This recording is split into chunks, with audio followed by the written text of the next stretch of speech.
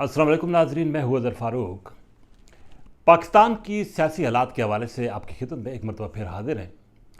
नाजरीन, पाकिस्तान की सियासत रोज़ बरोज़ एक नई शक्ल इख्तियार करती जा रही है और आने वाले दिन इस हवाले से मज़ीद अहमियत इख्तियार करते चले जा रहे हैं। आज के दिन की मुनासबत इस लिहाज से अहमियत की हामिल है कि आज दो और ऑडियो लीक्स साबिक़ वज़ीर-ए-आज़म इमरान खान की सामने आई हैं, जिनमें इमरान खान कुछ अरकान की ख़रीद व फ़रोख्त की बात कर रहे हैं और एक ऑडियो लीक जो दूसरी जारी हुई है उसमें इमरान खान उस साइफ़र के हवाले से बात करते हुए नज़र आ रहे हैं। बिलखसूस वो एक बयानिया बनाने के हवाले से बात कर रहे हैं और वो बता रहे हैं कि किस अंदाज से हमने इसको पेश करना है।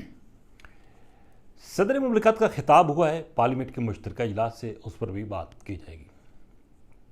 और सबसे जो अहम तरीन आज का इशू है वो है मुबैना ऑडियो लीक्स। ये सिलसिला अब चल पड़ा है और न जाने ये कब तक चलेगा, रुकेगा नहीं रुकेगा। लेकिन अब बज़ाहिर ये लग रहा है कि जो अब ऑडियोज़ आ रही हैं वो साबिक़ वज़ीर-ए-आज़म इमरान खान की जो सियासत है उसको डैमेज करने के हवाले से, उनका जो मौक़िफ़ है उसको डैमेज करने के हवाले से और उनका जो बयानिया है उसको नफ़ी करने के हवाले से ये ऑडियोज़ जो है वो अब मंज़र-ए-आम पर लाई जा रही हैं। इमरान खान ने आज भी एक बहुत बड़ा जलसा किया मियाँ वाली में और वो मुसलसल ये धमकी दे रहे हैं कि वो इस्लामाबाद की तरफ आएंगे। उनकी धमकी अगरचे कारगर साबित हो रही है, इसका अंदाज़ा इससे लगाया जा सकता है कि हुकूमत की तरफ से भी अब जारहाना रद्द-ए-अमल आना शुरू हो गया है। ना सिर्फ वज़ीर-ए-आज़म शहबाज शरीफ बल्कि वफाकी वज़रा भी अब वाज़ेह तौर पर कह रहे हैं कि साबिक़ वज़ीर-ए-आज़म इमरान खान और उनकी जमात को किसी तौर पर भी वफाकी दारुल-हुकूमत में दाखिल नहीं होने दिया जाएगा। और दूसरी तरफ ये भी अब हुकूमत इल्ज़ाम लगा रही है कि इमरान खान का जो भी बयानिया था या जो भी मौक़िफ़ था वो हक़ाइक़ पर मबनी नहीं था, बल्कि वो जानबूझकर बनाया गया था।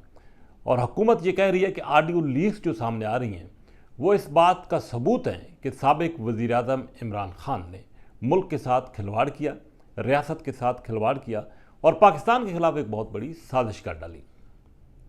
अगरचे दूसरी तरफ पाकिस्तान तहरीक-ए-इंसाफ का वाज़ेह तौर पर मौक़िफ़ सामने आया है कि ये जो जितनी भी ऑडियोज़ आ रही हैं उनको जोड़ जोड़ कर बनाया गया है। ये तो जब फॉरेंसिक होगा तो जैसा कि वज़ीर दाखिला ने कहा है कि वो उसके लिए तैयार हैं, तो उस वक्त पता चलेगा कि ये ऑडियोज़ ओरिजिनल थी या इनको जोड़कर बनाया गया। बहरहाल जो कुछ भी है, ये जो भी अवामिल है उनको मंज़र-ए-आम पर आना चाहिए। अगर ऑडियोज़ को जोड़कर बनाया गया तो ये बात भी सामने आनी चाहिए और अगर ओरिजिनल है तो ये बात भी सामने आनी चाहिए, ताकि आवाम के साथ दूध का दूध और सामने दूध का दूध और पानी का पानी हो जाए। लेकिन बज़ाहिर ये लग नहीं रहा कि इन ऑडियोज़ की तहकीकात होंगी। ये इल्ज़ाम तराशी का सिलसिला इसी तरह चलता रहेगा।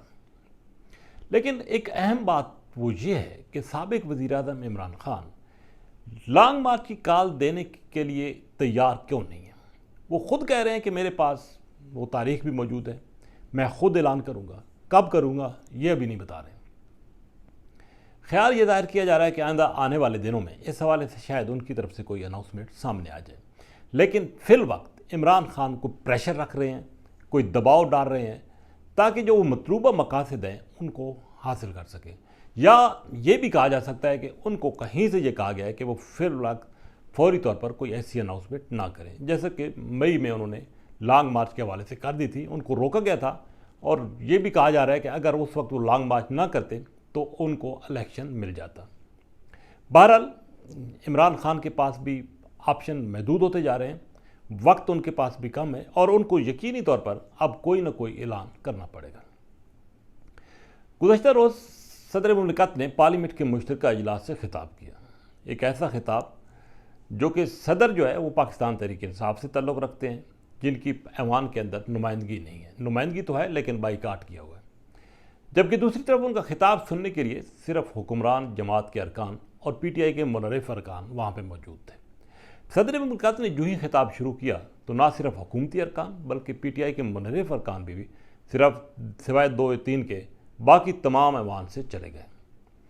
صدر مملکت نے اپنا تمام خطاب خالی کرسیوں کو کیا، لیکن پاکستان کی سب کی اس وجہ سے وہاں پہ زیادہ ہوئی کیونکہ اس خطاب کے لیے غیر ملکی سفارتکاروں کو وہاں پہ بلایا گیا تھا۔ ہمارے عسکری حکام بھی وہاں پہ موجود تھے، معزز شخصیات موجود تھیں، اور ان کی موجودگی میں اس طرح کا رویہ حکومتی ارکان کا وہ یقینی طور پر اس کو اچھا نہیں سمجھا گیا۔ اگرچہ حکومت کا یہ موقف ہے کہ اسی صدر نے قومی اسمبلی کو توڑ دیا تھا، غیر آئینی قدم اٹھایا تھا، اس لیے اس کا خطاب سننے کے لیے وہ ایوان میں نہیں بیٹھ سکتے۔ یہ موقف اپنی جگہ، لیکن یہ بات بھی طے ہے کہ صدر کا خطاب جب طے ہوا، ارینج ہوا، تو وہ حکومت اور ایوان صدر کے درمیان باہمی مشاورت سے ہوا تھا۔ تو یہ خطاب اگر سن لیا جاتا تو کوئی مذائقہ نہیں تھا، کیونکہ اس سے جو ہمارے دوست ممالک کے اور دیگر ممالک کے جو سفراء وہاں پہ موجود تھے ان کے سامنے اتنی بڑی سبکی نہ ہوتی۔ لیکن یہ بھی پاکستان کی تاریخ ہے کہ ماضی میں جب بھی ایسے کوئی خطاب دوسری جماعت سے تعلق رکھنے والے صدر کے ہوئے ہیں تو ایوان کے اندر شور شرابہ ہنگامہ آرائی ہوتی رہی ہے، لیکن وہاں پر ایک بڑا فریق جو ہے وہ ہمیشہ خطاب سننے کے لیے موجود رہتا تھا۔ لیکن یہ کوئی انہونا اور کوئی عجیب ہی واقعہ ہوا کہ ایوان کے اندر ایک رکن بھی نہیں تھا اور صدر اپنا خطاب کر کے چلے گئے۔ دوسری طرف مریم نواز لندن پہنچ چکی ہیں، اپنے والد کے ساتھ 3 سال کے بعد ان کی ملاقات ہوئی ہے، اور خیال یہ دائر کیا جا رہا ہے کہ وہ 1 مہینے تک وہاں پہ رہیں گی۔ اس دوران پاکستان کے اندر جو اہم تبدیلیاں آنی ہیں وہ بھی رونما ہوں گی، اور اس میں مریم نواز وہاں پہ اپنے والد کے ساتھ مشاورت کریں گی۔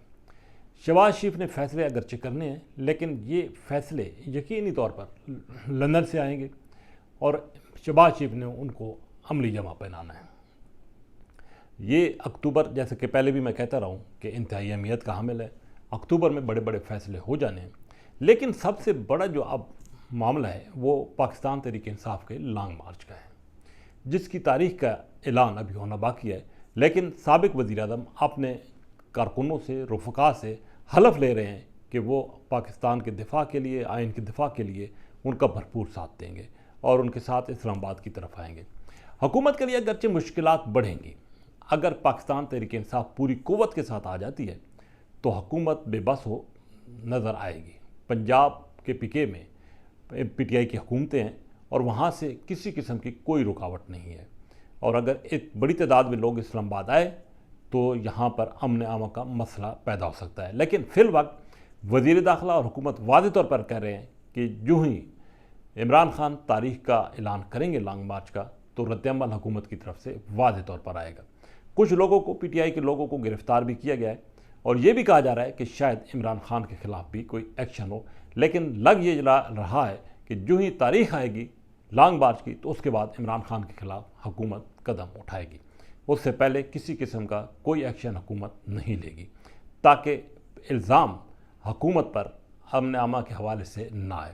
تو آنے والے دن اہمیت اختیار کرتے چلے جا رہے ہیں، لیکن ایک بات واضح ہے کہ پاکستان اور ملک کی سیاست انتشار کی طرف بڑھتی ہوئی نظر آ رہی ہے۔ اسی کے ساتھ اجازت، اللہ حافظ۔